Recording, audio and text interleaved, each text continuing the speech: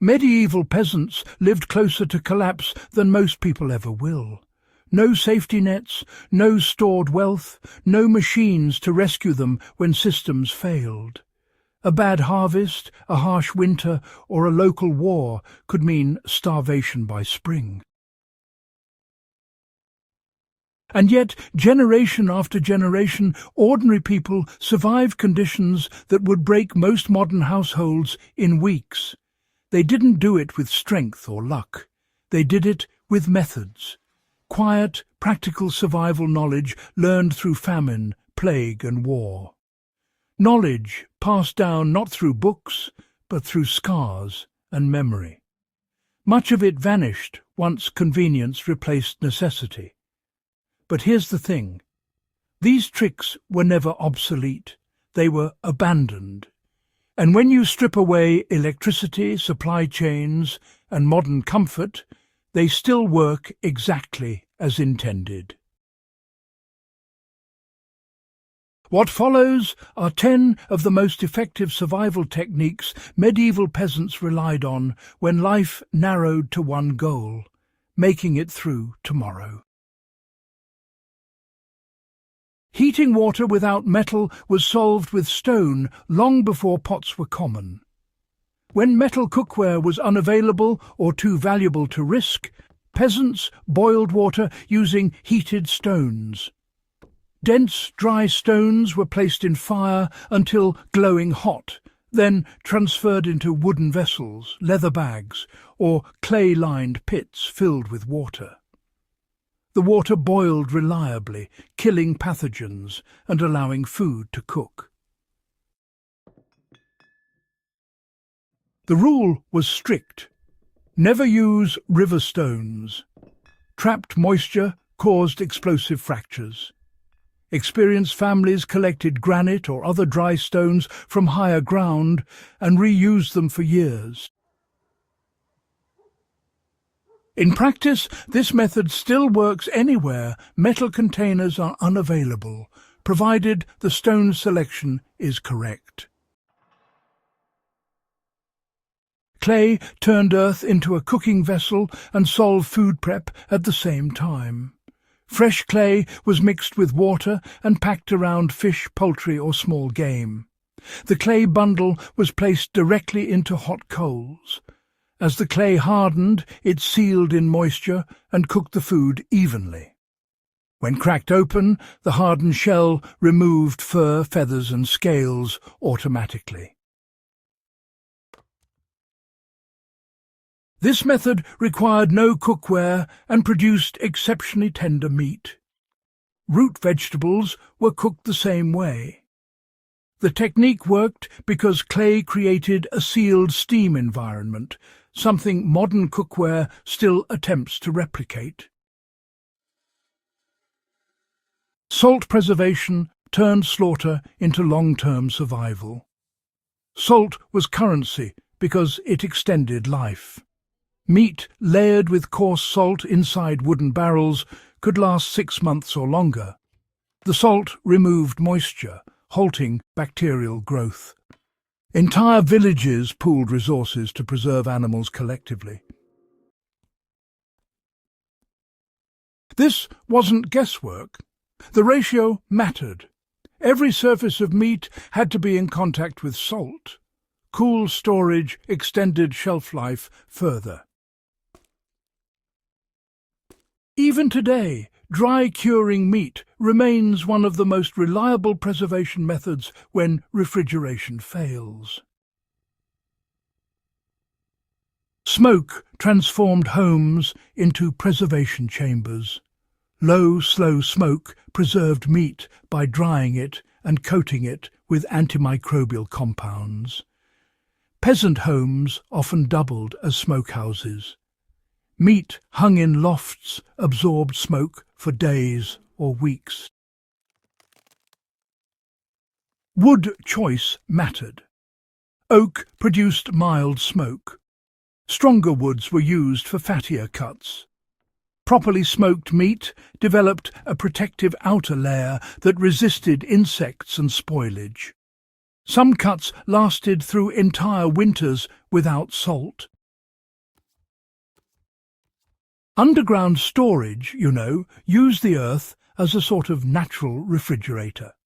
By digging below the frost line, peasants could access stable temperatures all year round. Root cellars, in particular, maintained conditions that were somewhere between near freezing and just cool, which was absolutely ideal for keeping vegetables, dairy and preserved foods fresh. Stone-lined walls were used to prevent the cellar from collapsing in on itself. Sand or gravel floors were important because they handled moisture really well. And you see, hillside cellars took advantage of natural insulation, making the whole system even more effective. This method, honestly, remains one of the most effective food storage systems ever developed. Rain harvesting, made rooftops into water infrastructure. Thatched roofs were shaped to guide rain into barrels through wooden or stone channels. Barrels were sealed and, sometimes buried partially to keep the water cool and unfrozen. Basic filtration using sand, charcoal and cloth, really improved the quality. Rainwater was often safer than streams, which honestly could be contaminated by livestock. Multiple barrels created redundancy during dry periods.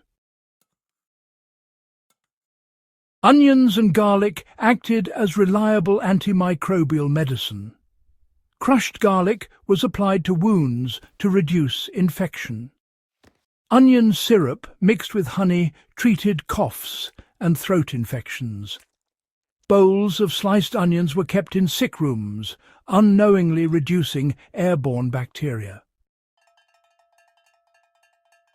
These remedies worked because sulfur compounds and honey inhibit bacterial growth.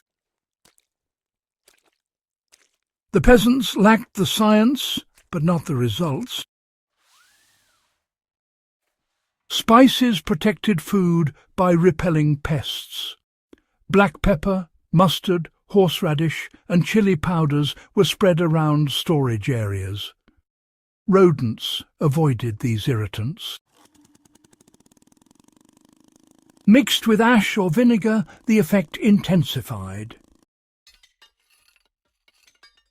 This method was cheap, reusable and, safe for humans. Some families, they grew peppers specifically for pest control. Bark bread turned trees into emergency food. In famine years, inner bark from birch and pine trees was dried, ground and mixed with flour. While it was bitter, it still provided carbohydrates and nutrients. During extreme shortages, bark flour made up a third or even more of bread dough. It was, unpleasant, but it kept people alive.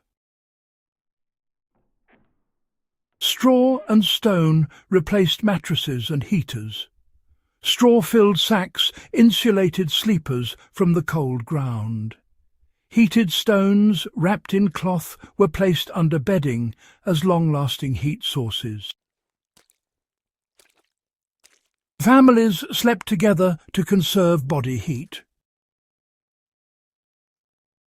Old straw was composted and replaced regularly. Every material served multiple purposes, Ash was never waste, it was a household resource. Wood ash became soap, deodorizer, pest control, grain preservative and wound treatment. Mixed with water, it produced lye for cleaning, which is quite clever, really. Sprinkled over waste, it reduced smell and insects. Simple but effective. Nothing from the fire was discarded. Survival demanded efficiency. These methods weren't primitive. they were resilient. Medieval peasants survived because, well, they layered solutions. Food, water, warmth, medicine and storage were never dependent on just one system. When one failed, another carried the load. This knowledge wasn't lost because it stopped working. It was lost because people stopped needing it. Until they do again. If this kind of grounded historical survival knowledge matters to you, subscribe to the Wartime Frontlines, share this with someone who values real history, and help keep these lessons alive.